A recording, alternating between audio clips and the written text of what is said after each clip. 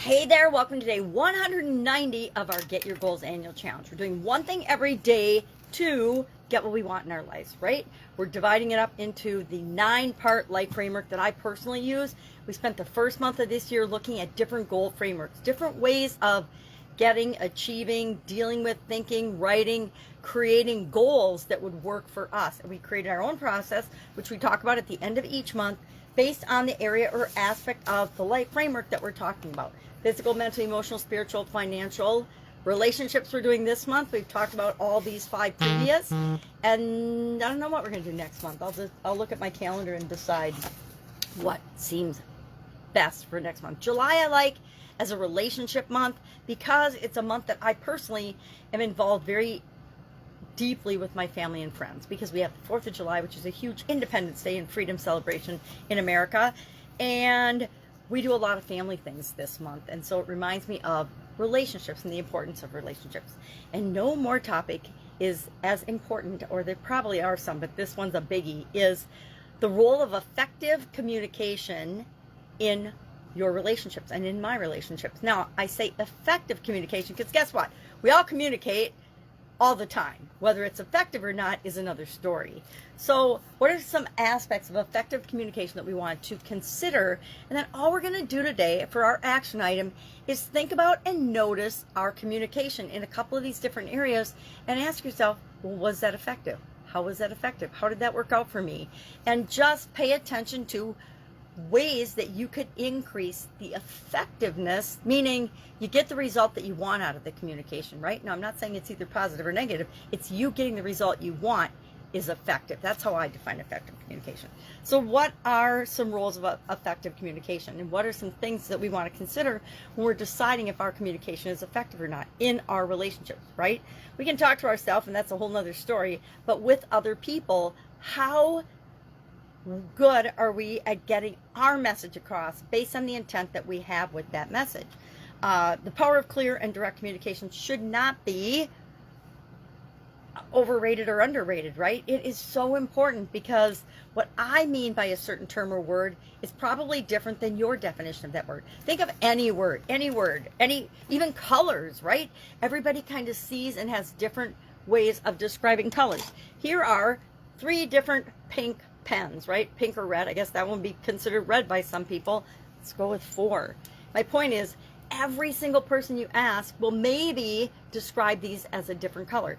And if I say hot pink, this might be the color that comes to mind, but it might not, right? It might be this pink is hot pink to you. So we have to make sure that we're clearly understanding, asking questions, and verifying that what we mean by something is the same thing the other person we're communicating with means. Nonverbal communication, so important. I will watch this today because I've noticed that in my family and me, I do a lot of nonverbal things and a lot of nonverbal cues that I'm not consciously aware of. If something upsets me, even though I try to be stoic and cover it in my face, my kids for sure, and people that are close to me, know exactly how I'm feeling about absolutely everything, because it shows on my face and in my actions and in my expressions and in my body posture, etc. So pay attention to not only other people's nonverbals to see what they're communicating to you, but your own as well. If I'm sitting here with my arms crossed and my grim look on my face, I'm probably not paying much attention. I'm probably not even thinking about what I'm talking about with the person. I'm probably thinking about somebody who cut me off in traffic, or some other problem, or some bad customer service experience, but something that has nothing to do with the person that I'm interacting with. So make sure that you're present in the conversations and the communications that you're involved in if you want to improve your relationships. Active listening for deeper understanding, critical, right? We have to actually be listening, not to hear the message and the intent that the person is communicating to us, not just to respond. My family and I, we have a terrible bad habit of finishing one another's sentences and interrupting, and it's really, really disrespectful and rude. And so it's a continuous improvement area for me personally. Role of empathy in communication. Try to put yourself in the other person's shoes. We don't have to sympathize with them. We don't have to feel their pain, but we can understand where they're coming from in the message that they're communicating. Nurturing relationships via communication. Again, not to be overrated, right?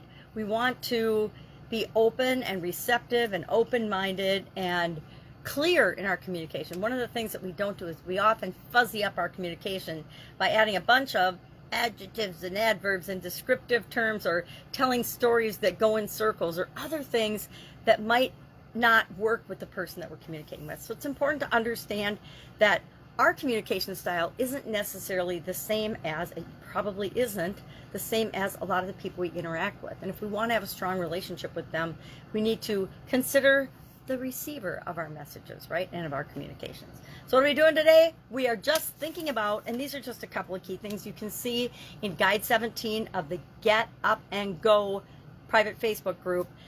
There's a write-up of this, just like there has been for all of the other ones since February 1st on.